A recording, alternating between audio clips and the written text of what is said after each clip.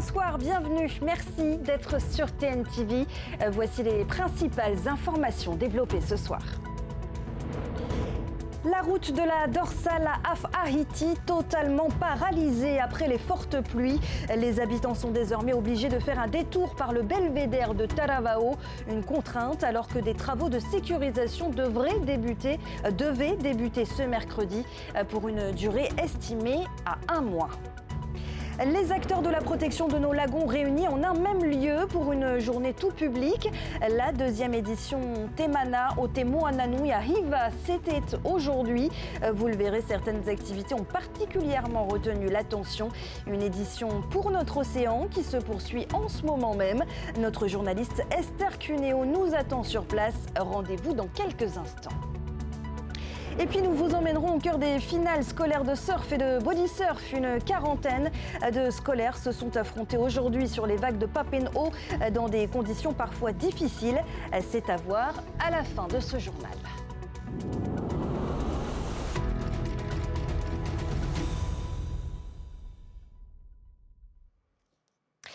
La fermeture est effective depuis 7 jours déjà. La route de la dorsale à Af-Haïti doit subir des travaux de sécurisation après les fortes pluies qui ont rendu les lieux très instables.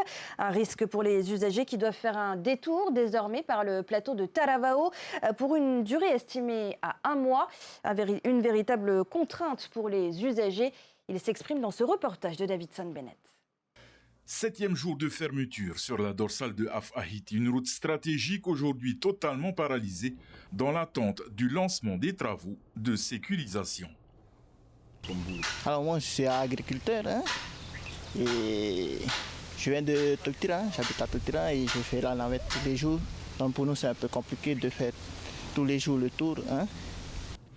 Pour les habitants, la déviation par le plateau de Taravao est longue et surtout jugée plus dangereuse, notamment pour les véhicules lourds. La route de l'autre côté est plus étroite et deux voitures, quand on se croise, je ne sais pas comment on fait aussi. Sinon on va sur le bord avec notre camion, on risque de patiner. Si tous reconnaissent l'importance de sécuriser la zone située sur un terrain pentu avec un risque d'éboulement, l'attente devient pesante. C'est bien d'un côté pour la sécurité avant tout. On aimerait bien que ça avance un peu plus les travaux. Comme ça nous évite aussi de faire encore le tour. Même constat pour Émilie, coiffeuse à domicile, contrainte de multiplier les allers-retours. Je fais des allers-retours entre les enfants, les bus, les sports. Donc on s'organise pour rester un peu plus en bas, mais c'est vrai que des fois t'as pas le choix, il faut remonter. Au-delà du temps perdu, ce sont aussi les coûts qui explosent, carburant, usure des véhicules. Après, j'espère que ça va pas durer trop longtemps parce que niveau gasoil, c'est plus cher du coup. Les rotules, les suspensions, tout ça, ça ramasse. Donc c'est vrai que là, ça va, j'ai rendez-vous demain pour mes suspensions. Les travaux devaient débuter ce mercredi 28 janvier, mais rien n'est fait pour l'heure. Le ministre des Grands Travaux évoque une opération technique et délicate nécessitant environ 1 mois de fermeture. Je pense qu'on en a bien pour facile 2-3 mois. Je me suis annoncé 3 semaines, mais le temps que tout se fasse, pour un peu qu'il y ait des pierres qui retombent ou peut-être les arbres, on ne sait pas. Donc c'est vrai qu'on est un peu en attente. En attendant le début du chantier, les usagers demandent davantage de visibilité et espèrent une réouverture partielle de la route en dehors des horaires de travaux, une situation qui pèse chaque jour un peu plus sur le quotidien des habitants de Af-Haïti.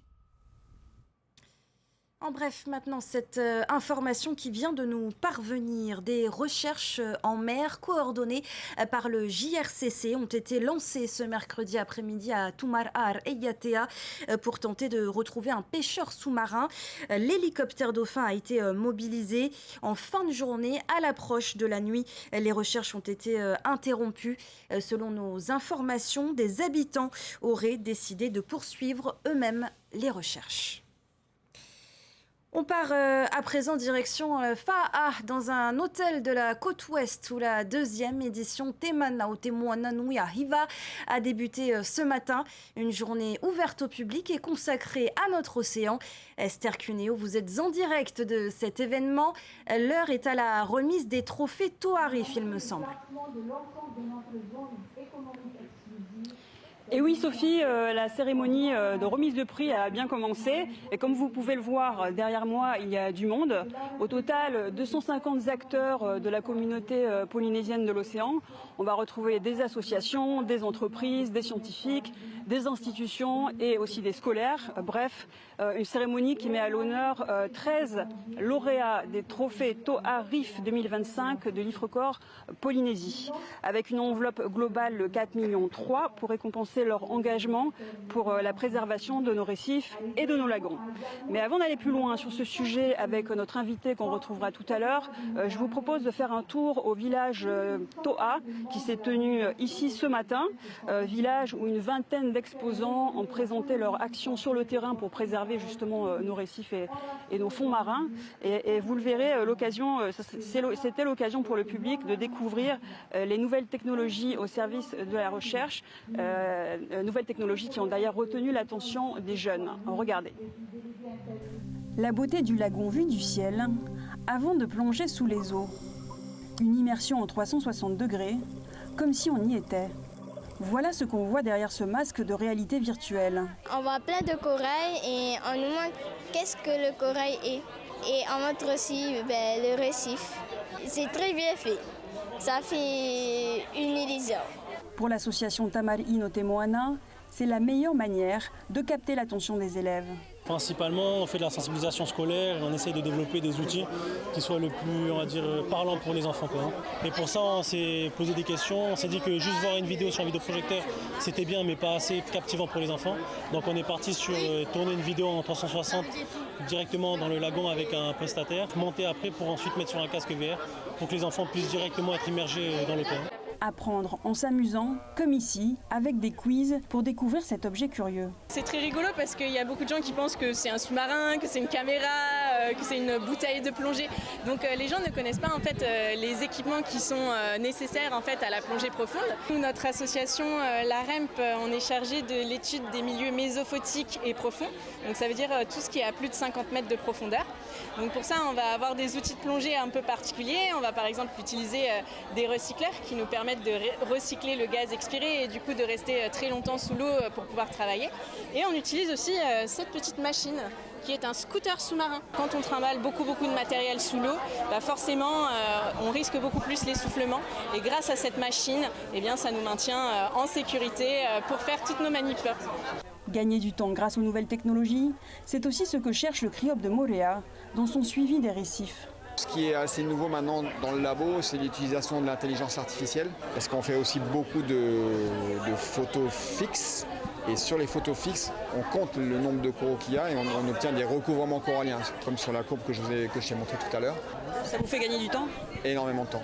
Voilà. Énormément de temps parce que le travail de mission, par exemple pour 2 jours de mission, derrière il y a 1 jour ou 2 de travail sur l'ordinateur pour sortir les données. Là, avec l'IA, c'est au lieu de 2 jours ou d'un jour, c'est 1 heure, quoi.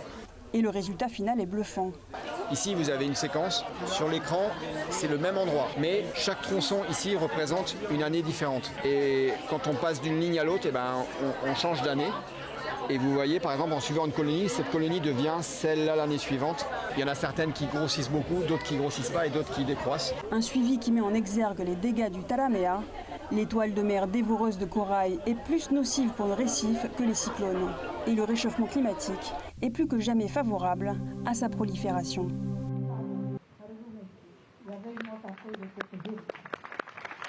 Taivini Teai, bonsoir. Bonsoir. Je rappelle que vous êtes ministre de l'Environnement et des Ressources marines. Comme on l'a vu dans ce reportage, il y a une attention particulière envers les scolaires. Faire la promotion auprès de la relève, c'est une urgence. Oui, c'est une urgence. Enfin, c'est une urgence. C'est important parce que c'est les générations futures qui vont constituer la gouvernance de notre patrimoine, de notre Polynésie. Et il est important justement qu'ils s'imprègnent et qu'ils s'accaparent en fait ces connaissances traditionnelles et de notre monde environnemental. Le constat aujourd'hui, c'est que la jeunesse ne s'intéresse pas suffisamment, qu'ils ne connaissent pas forcément nos poissons, par exemple.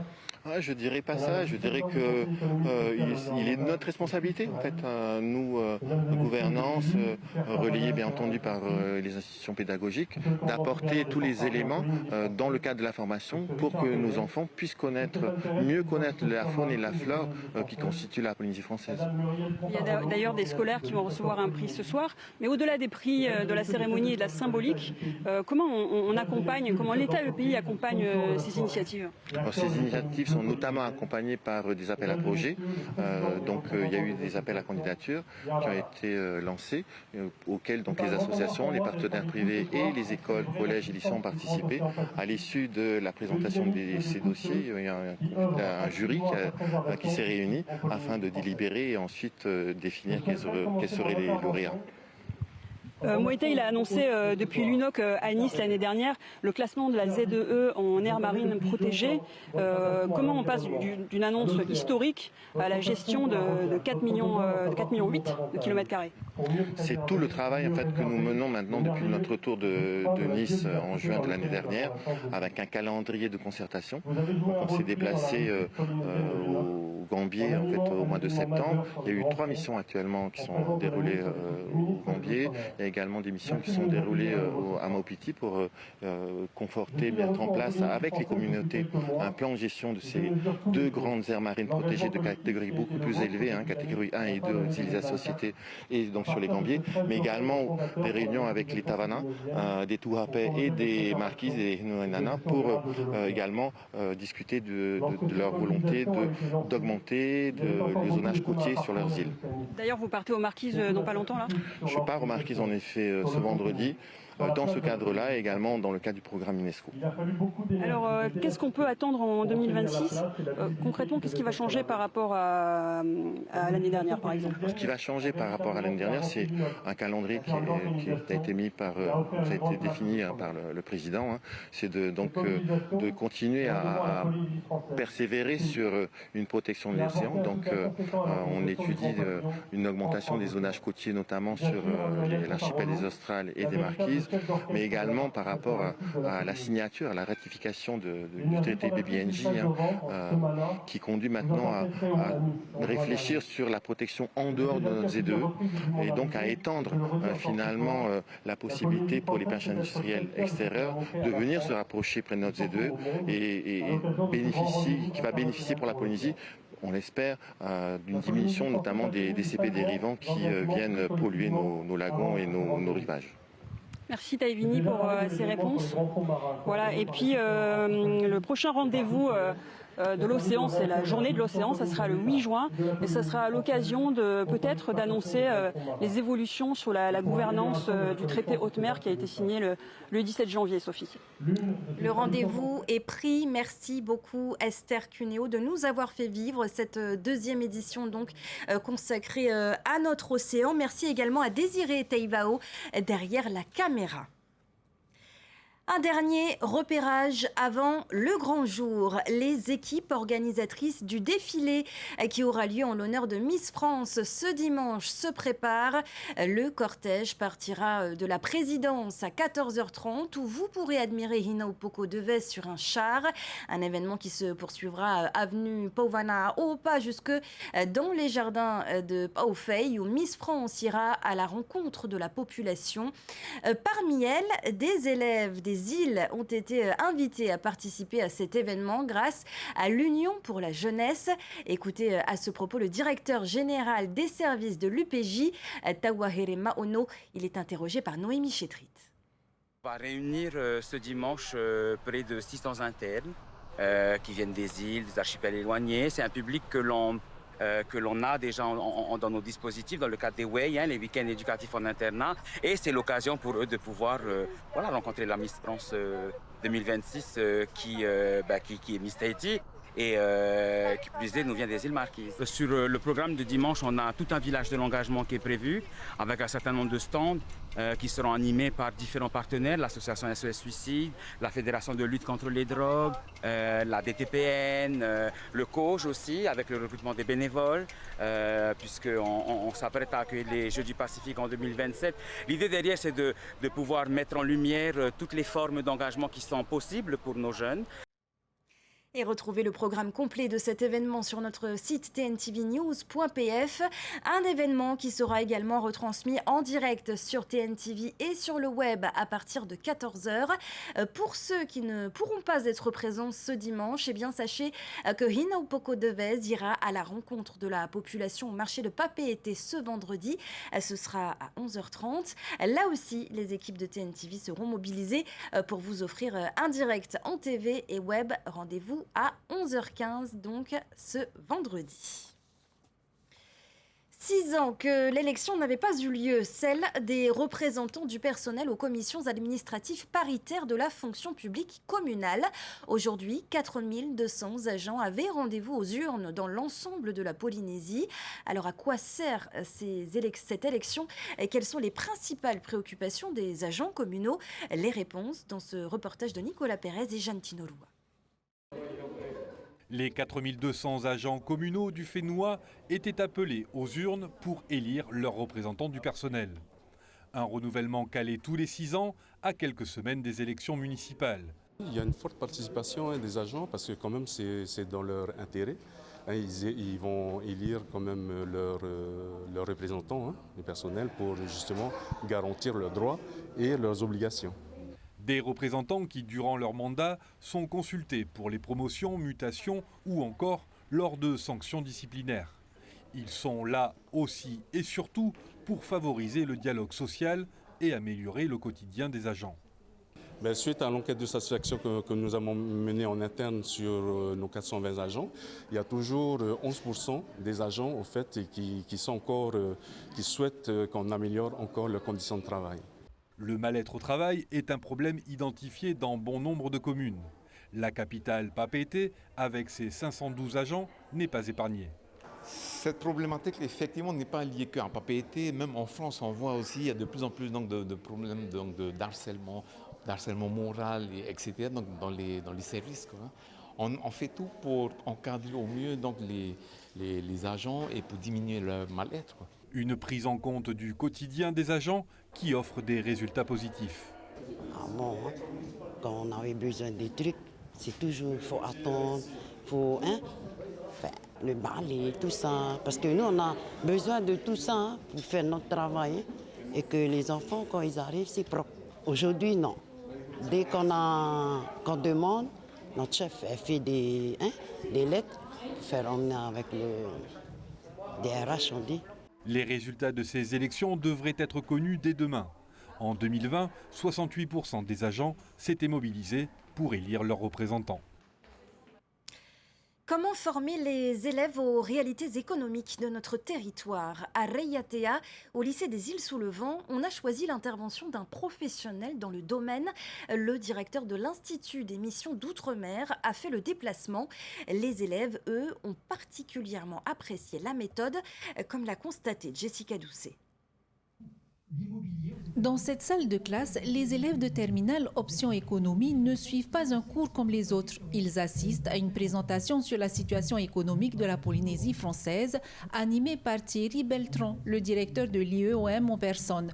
De la création de l'aéroport de Tahiti, porte ouverte au monde dans les années 1960 à aujourd'hui, l'évolution de l'économie du Fénois est passée en revue en lien avec les grandes crises économiques mondiales. Ces jeunes vont découvrir que la terminologie qu'ils utilisent et qu'ils apprennent en classe avec leurs professeurs, ils la retrouvent dans les expressions, dans le langage qu'utilise le directeur de l'IEOM. Les jeunes se rendent compte que ce qu'ils apprennent avec leurs professeurs, c'est utile, ça leur sert.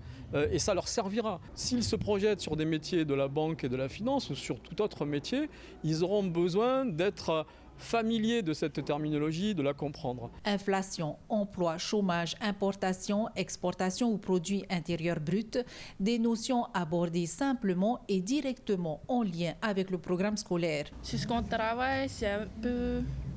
En gros, c'est un peu comme en France, mais là, c'est directement sur la Polynésie française. Et ça nous montre ce qu'il y a eu, combien de services dedans. Est-ce que ça correspond à ce que vous apprenez à l'école? Oui. Une présentation enrichissante pour ces lycéens. Cette rencontre s'est terminée par la remise d'attestation de participation au concours de l'excellence économique attribué à 2 classes du lycée de Outouroi. Voilà, on parle sport maintenant, je vous le disais en titre. Il y avait de la compétition ce matin à Papenhaut. Une quarantaine d'élèves se sont mesurés en équipe pour les finales scolaires de surf et de bodyboard. Les conditions météo étaient parfois compliquées, mais l'engagement et l'esprit sportif étaient au rendez-vous. Huanui Atuahiva. Ce matin, les finales scolaires de surf et de bodyboard en équipe ont réuni collégiens et lycéens dans les vagues de l'embouchure de Papenhaut. 5 établissements se sont affrontés, réunissant une quarantaine de jeunes compétiteurs. Une compétition qui s'est déroulée dans des conditions compliquées, mais toujours dans un esprit sportif et convivial. Il y a beaucoup de vent, beaucoup de clapots dans les vagues. Le vent vient de se lever, mais bon, au début, elles étaient pas mal et là, c'est dur à surfer. C'est une bonne compétition pour tout le monde. Tout le monde peut s'entraîner et c'est pas mal. On est avec tous les copains de l'école. On est en train de s'amuser et c'est bien. La particularité de cette journée, son format, le tag team, un relais entre les 4 surfeurs qui composent une équipe, une formule peu commune qui séduit les jeunes compétiteurs par son côté ludique et collectif. Moi, je pense que c'est super fun. On rencontre les autres lycées. Des autres lycées, donc c'est carrément top, quoi. Ouais, on s'amuse. En plus, on fait des tag teams, donc ça change carrément des compétitions d'habitude, des championnats. On a moins de pression. Bon, ça se passe bien et puis c'est top de pouvoir faire une pause dans nos cours de la journée pour pouvoir aller surfer et reprendre après les cours avec la tête un peu vidée. Un rendez-vous qui a réuni les habitués du circuit fédéral, mais qui joue aussi un rôle de tremplin pour les jeunes qui découvrent la compétition. C'est l'occasion aussi pour des jeunes qui n'ont pas pour l'instant la connaissance et l'accès à la compétition de se tester une première fois sur ce genre de format et puis peut-être d'avoir envie d'aller vers le fédéral, le milieu fédéral. Et pourquoi pas trouver des pépites du surf polynésien. En bodyboard, le collège de Mahina et le lycée de Taravao se sont imposés. En surf, par contre, c'est le collège d'Anne-Marie Javoué et le lycée de Papara qui ont ramené l'or. Le prochain rendez-vous est donné au 11 mars avec les qualifications de surf individuelles avant les finales prévues le 29 avril. Et c'est sur ce reportage que se termine ce journal. Merci de l'avoir suivi. Juste après, retrouvez un documentaire inédit justement sur l'histoire des premiers surfeurs de Tahiti. Ce sera suivi de 2 nouveaux épisodes de la série Station 19. Excellente soirée sur Tahiti Nui Télévision. À demain. Retrouvez ce journal en replay sur notre site internet et notre application mobile TNTV.